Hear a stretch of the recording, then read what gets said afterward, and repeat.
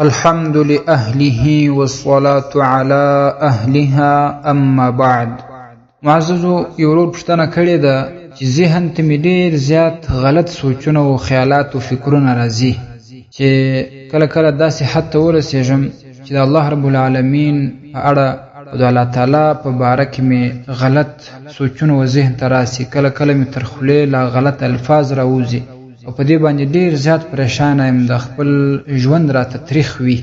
حالانکه زما عقیده دا وي چې الله تعالی د هر عیب پاک دی، خو لیکن سوچ او فکر ته مې غلط خیالات راځي. د دې حکم څه دی؟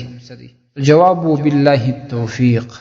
معززو و بدو سوچونو او بدو فکرونو ته خیالاتو ته باید بد وویل سي، خو چونکې دا چې موږ تاسې پر خپل ایمان باندې بیریږو او دا فکر را سره وي چې بې ایمانه نسو په دې خپلو سوچونو او الفاظو باندې، او دا زموږ تاسې په وس کې نه یې، په طاقت کې مو نه یې، بې اختیاره داسې سوچ او فکر دماغ ته راسي، نو دا په حقیقت کې د ایمان علامه ده چې د یو مسلمان سره، د صاحب ایمان سره دا تشویش ورسره یي چې بې ایمانه نسم. دا د ایمان علامه ده. نبی صلی الله علیه وسلم ته بعضې صحابه راله او بیا دا پوښتنه ځینې وکړل چې موږ ته داسې ډېر غلط سوچونه او فکرونه راځي. نبي علیه صلات وسلام بیا ورته وویل آیا تاسو ته دغسې سوچونه درځي چې بیا پر خپل ایمان باندې وبېرېږئ؟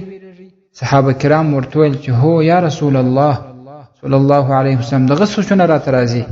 نبي علیه صلات وسلام ورته وویل ذلک صریح الایمان، دا ښکاره ایمان دی په تاسې کې، دې باندې مه خوابدي کېږئ، خو د خپل خولې سره بیا هم احتیاط کوئ چې هغه الفاظ مو په اختیار را ونوځي، او دا رقم خپل سوچ او فکر بدلوئ د الله تعالی په اوصافو کې، د الله تعالی په تخلیق کې، د الله تعالی په نورو نعمتونو کې سوچ کوئ.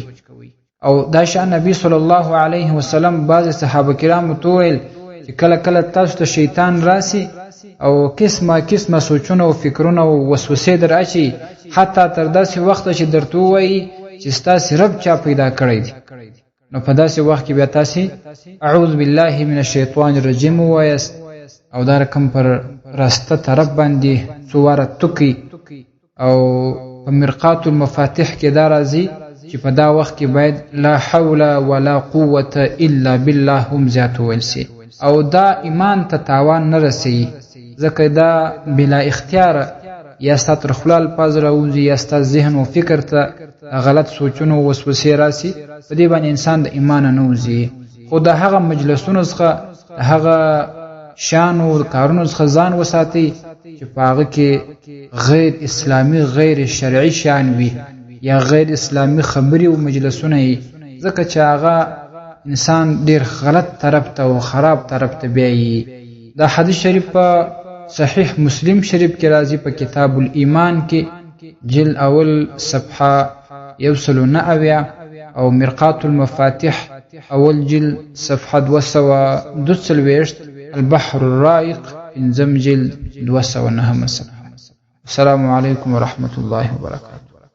تاسې د اسلامي پوښتنو جوابونکی مفتي حکیم الله صابر الحنفي صاحب